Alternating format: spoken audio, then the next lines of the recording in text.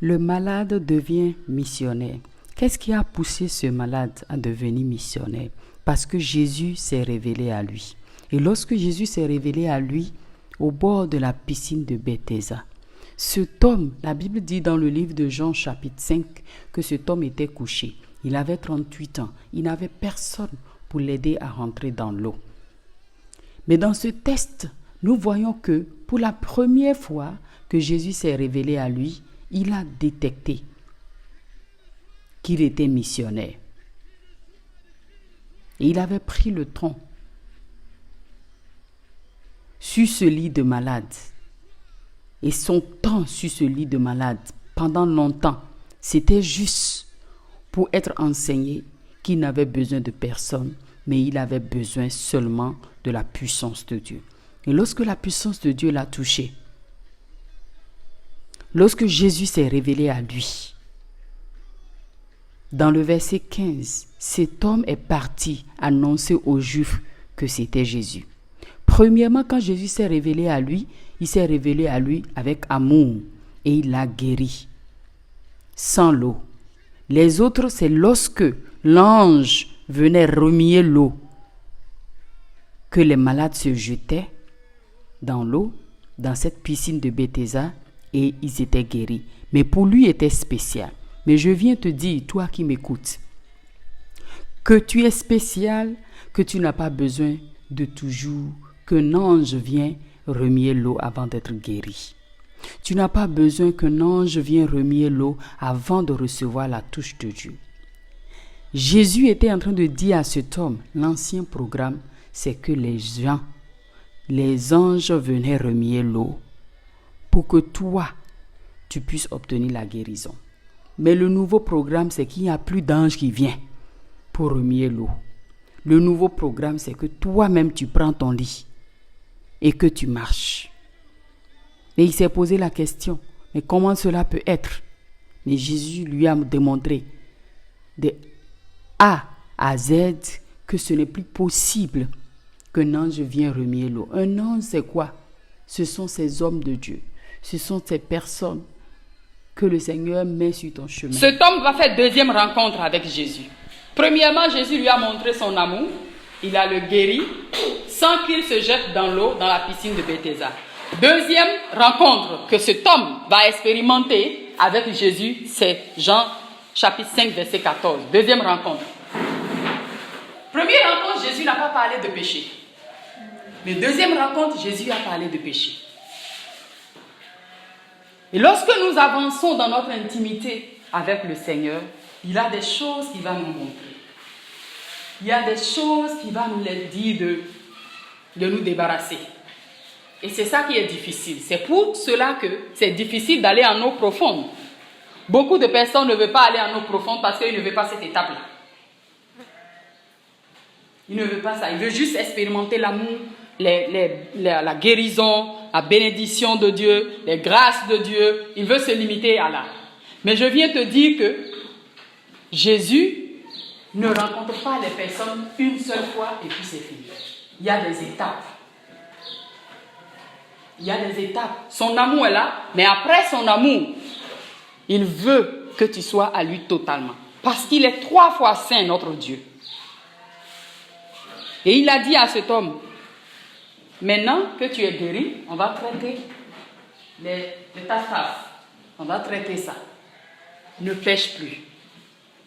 De peur que quelque chose de pire ne t'arrive. Ça m'a beaucoup fait réfléchir.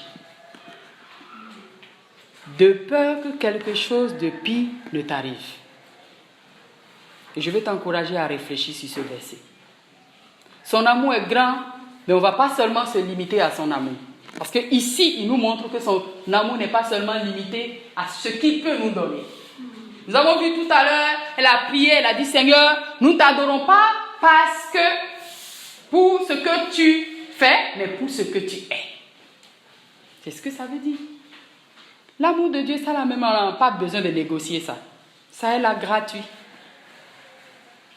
Mais dans son amour, il nous dit aussi de traiter certain nombre de choses pour le ressembler davantage. Pour le ressembler davantage. c'est ça qu'il nous appelle à faire.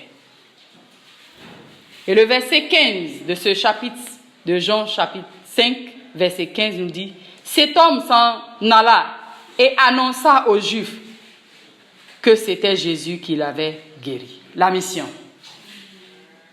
Alléluia. Vous voyez les étapes. Le verset 15 nous parle de la mission. Il n'a pas été envoyé par personne. Mais du fait que Jésus s'est révélé à lui avec son amour en le guérissant, du fait qu'il lui a parlé de se séparer de ses péchés, et en contact avec lui, il lui a donné la force pour vaincre le péché. Et automatiquement, il est parti pour dire les gens que, mes amis, c'est Jésus qui m'avait guéri. Ça, c'est la mission. Quelle est la dernière fois que tu as fait face à quelqu'un et tu as dit, c'est Jésus qui m'a sauvé?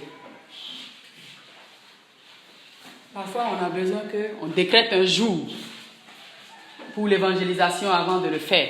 Mais ce jeune homme-là, ce monsieur-là, est-ce qu'il a attendu que Jésus lui dise, il faut partir?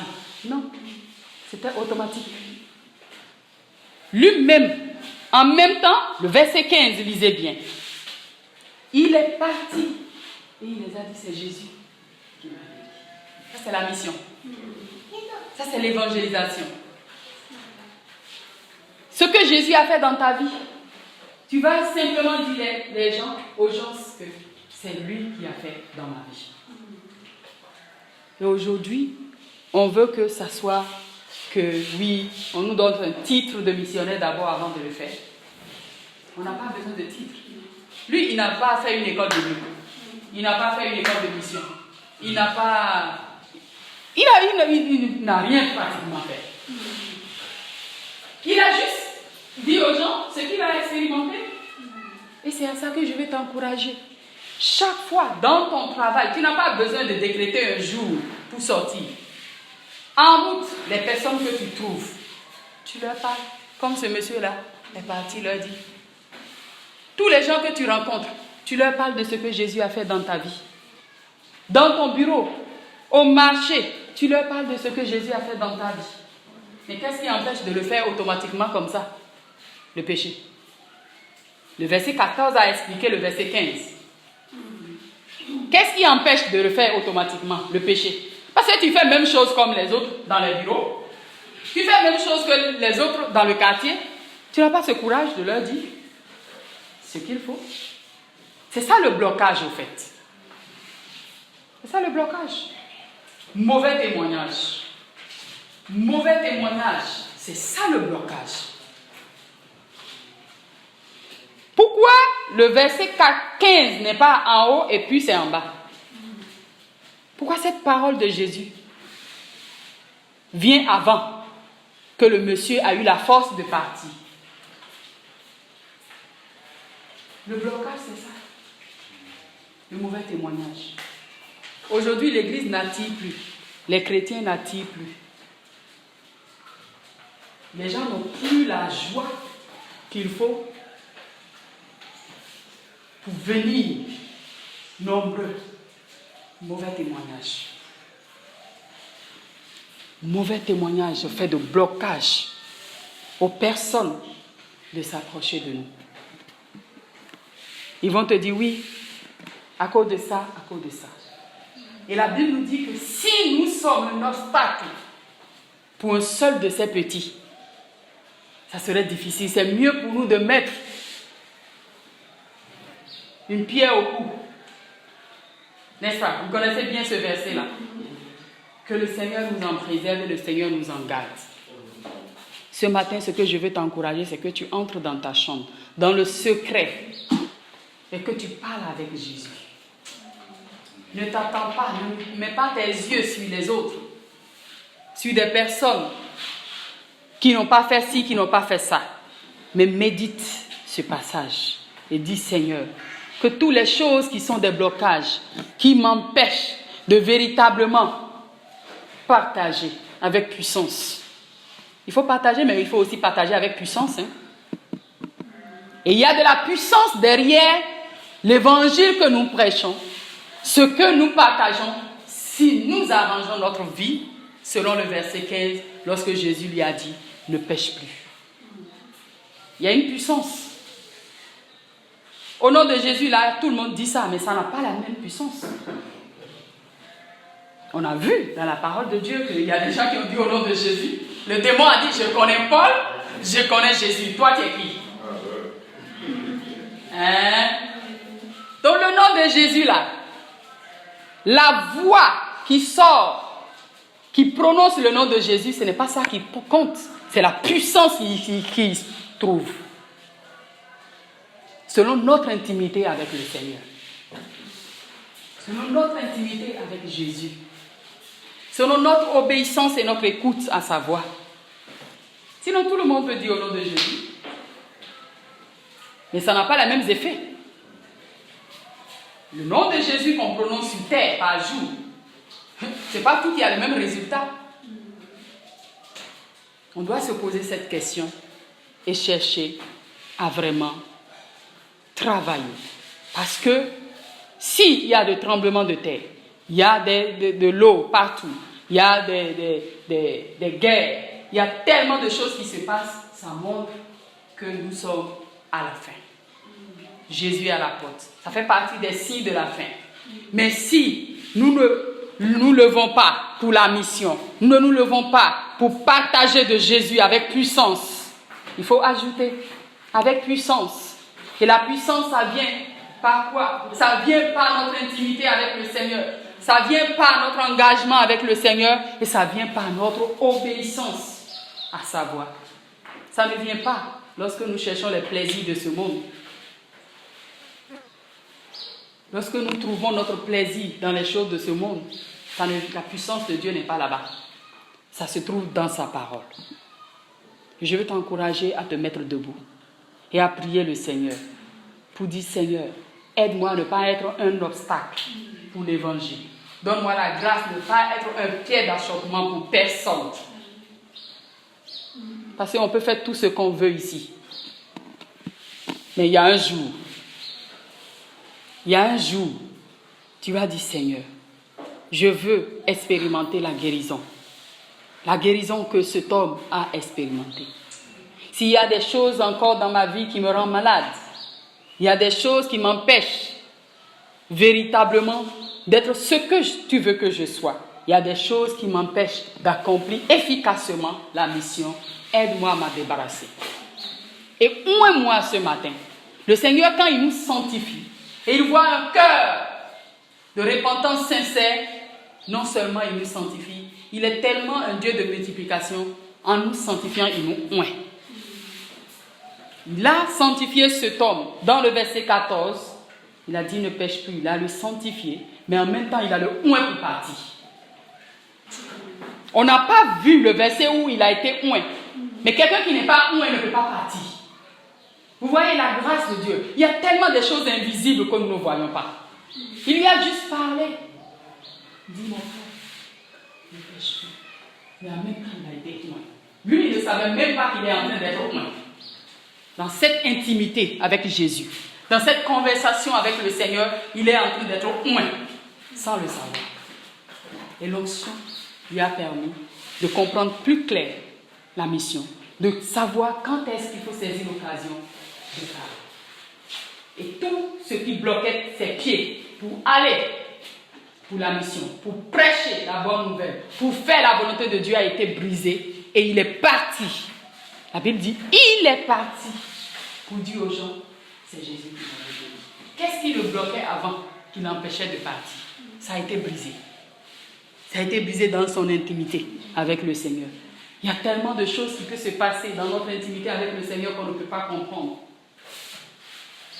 On attendait, oui, que quelqu'un verse de l'huile sur notre tête pour dire qu'on est oint. Mais lui, il n'a pas reçu ça. Mais il a été oint. Et automatiquement, il a été vraiment saisi par la puissance de Dieu pour partir. Pour partir. On ne parle pas parce qu'il n'y a pas d'intimité avec le Seigneur. On ne parle pas parce qu'il n'y a pas d'intimité avec Jésus.